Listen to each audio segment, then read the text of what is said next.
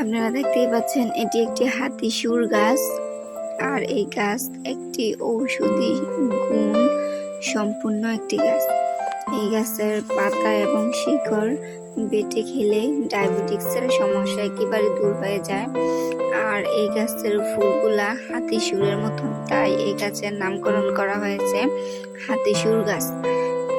মানুষের বিভিন্ন জায়গায় ফোড়া দেখা দিলে সেই স্থানে হাতিসুর গাছের পাতা বেটে প্রলেপ লাগালে তা দ্রুত ফেটে ময়লা বের হয়ে যায় এবং জীবাণুমুক্ত হয়ে যায়।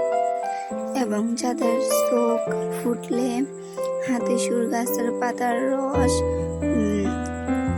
বেটে চোখের মধ্যে 1 ফোঁটা করে চোখে 2 ফোঁটা দিলে দিনে খুবই দ্রুত সেরে যায়।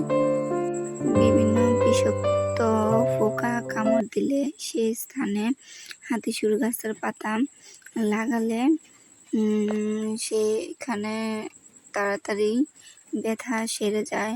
এবং বিভিন্ন ক্ষত স্থানেও চাইলে আপনারা এই হাতিসুর গাছের পাতা রস আপনারা লাগাতে পারেন, তাহলে বিভিন্ন ক্ষত স্থানেও তাড়াতাড়ি খুবই দ্রুত সেরে যায়।